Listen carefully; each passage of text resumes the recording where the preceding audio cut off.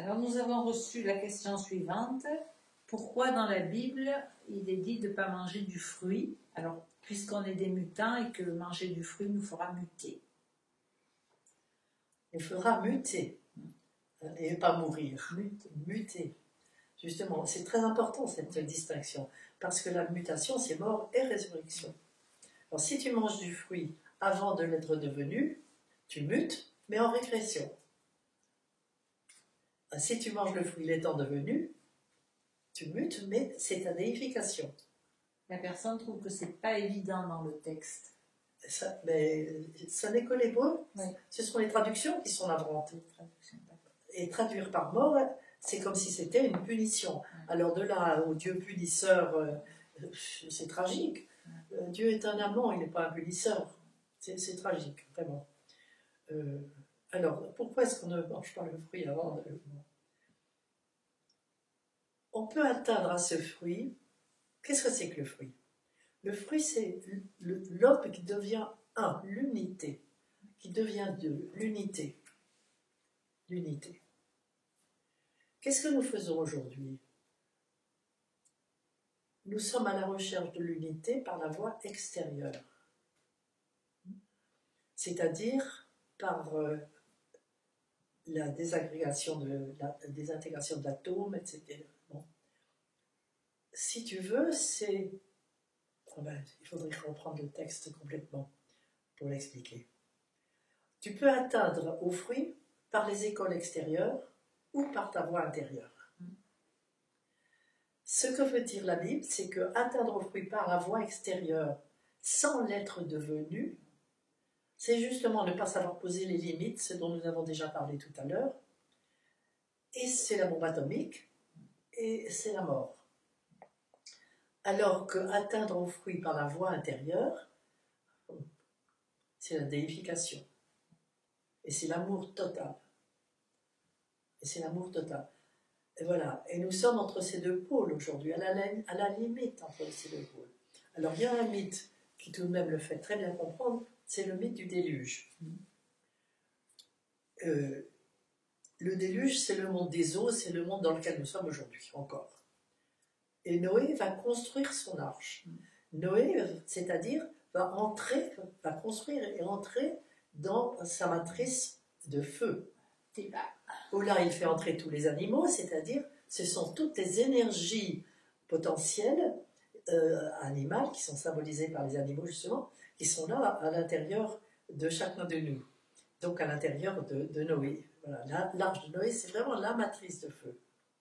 Alors, il envoie le corbeau, c'est la descente dans les profondeurs pour aller nommer l'animal, puis la colombe, c'est la montée dans la lumière, c'est l'animal qui a donné son information, qui a été sacrifié sur l'autel intérieur et qui a donné son information, autant de fois que ce sera nécessaire, jusqu'à ce que tout soit accompli. Et Noé sort de l'arche, ivre et nu. C'est l'ivresse de la connaissance totale, et la nudité, c'est parce que quand on connaît, on sait qu'on ne sait rien. Plus on connaît, plus on sait qu'on ne sait rien. C'est symbolisé par la nudité. Et il y a deux des fils de Noé qui viennent le recouvrir sa nudité par la voie, en mettant un manteau devant lui, etc., qui le reconduisent à reculons, en regardant en arrière. Seul Ram, qui veut dire la puissance, va regarder à l'intérieur. Il va voir la nudité, c'est-à-dire le un, nu, un. C'est amusant de jouer sur les mots. Il voit l'unité.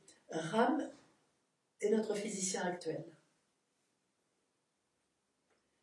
qui a trouvé le secret du un par la voie extérieure, qui va raconter à ses frères à l'extérieur. Tu vois? Et Ram, ça va être Canaan, qui est maudit par Noé, etc. C'est toute cette histoire-là, vois-tu. Nous sommes là devant un mythe extrêmement fort. Noé est celui qui acquiert le 1 à la déification par la voie intérieure, et Ram est celui qui l'acquiert en violant le 1. Il y a un viol, mais ce n'est pas du tout le viol sexuel, c'est le viol du 1. Voilà. Et c'est ça que nous jouons aujourd'hui. Nous sommes à la limite de faire sauter la planète aujourd'hui. Nous voyons bien que nous sommes sur un volcan aujourd'hui, avec tout ce qui se passe entre les États-Unis, par exemple, la Corée du Nord, etc. On se dit, quand est-ce que ça va arriver? Ram, c'est le père des magiciens, c'est l'ancêtre des magiciens. Ouais. Et dans les plaies d'Égypte, il n'y a que dans les premières plaies où les magiciens peuvent avoir une action. Après, ils sont balayés, après, ils sont touchés par la plaie. Et c'est notre société d'apprentis sorciers à l'heure actuelle. Absolument. On touche à des choses dont qu'on ne peut pas maîtriser. Mais dans la mesure où l'homme, justement, ne passe pas cette porte, il développe en compensation une intelligence fantastique, une intelligence superbe, magnifique. C'est prodigieux l'intelligence de l'homme, prodigieux. Alors il arrive à ça, mais il n'y a aucune sagesse qui l'accompagne. Tu vois, les deux piliers là, intelligence et sagesse, la sagesse s'est effondrée, il n'y a plus aucune sagesse. Il est dans un orgueil faramineux, faramineux. Alors il va supprimer la mort là maintenant, n'est-ce pas? Il va supprimer la mort. Qu'est-ce que c'est? C'est la chenille qui ne peut pas devenir papillon. C'est tragique quand même, cette histoire de supprimer la mort, supprimer cette mutation. Tu vois, voilà, c'est ça toucher à l'arbre de vie. Et lorsque, à la fin de ce chapitre, de ce 3e chapitre de la Genèse, où tout cela est dénoncé, le texte est très, très, très intéressant.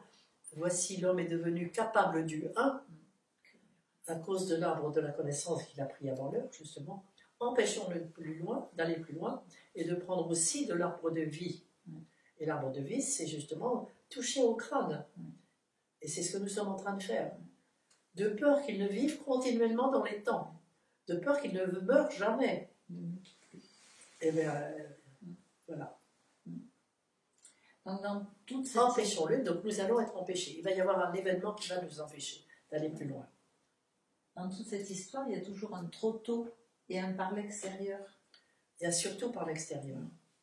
C'est une compensation. Je ne crois pas qu'on puisse parler de trop tôt ou trop tard, parce que le temps ne compte pas dans cette histoire-là. C'est parce qu'on reste dans l'extérieur, c'est surtout par l'extérieur. Mais ce que j'ai exprimé par le temps, c'est le non encore accompli à l'intérieur. Bien sûr, c'est même rien d'accompli. Bien sûr. Et par l'extérieur, toujours. Nous sommes là devant un sujet central aujourd'hui, mais central. C'est le sujet de la connaissance, tu comprends. À l'heure actuelle, peu de personnes ont conscience qu'elles ont à faire en elles ce travail d'intégration et que ça se décantera, on va dire, à l'extérieur que quand elles auront fait. Oui, mais parce que c'était aux églises d'enseigner ça, et l'église ne l'a jamais enseigné. On m'a toujours enseigné, moi, depuis mon enfance, à préparer une bonne mort.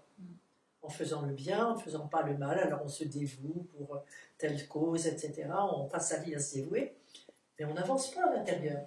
Et on est comme Job, on est très content de soi en plus de ça. Et on ne s'aperçoit pas qu'il y a un petit monstre qu'on est en train de cultiver là, à l'intérieur de nous, en ayant bonne conscience, et on est des gens bien, qui font le bien, qui ne font pas le mal. C'est fini tout ça, c'est fini. Et l'Église n'a pas dépassé ça. Excuse-moi, mais moi je l'aime cette Église. Mais les enseigneurs sont vraiment lamentables. Je l'aime parce qu'elle recèle tous ces textes sacrés, tu comprends? Et le Christ nous dit tout le jour, et dans l'Ancien Testament aussi, mangez le livre. Mangez le livre. Donc, en tant qu'Église, je mange le livre. Mais les enseigneurs, c'est la catastrophe. Les homélies, enfin, il y en a de très belles intentions, mais c'est très rare. La plupart des homélies qui nous sont offertes ne dépassent pas la dimension morale.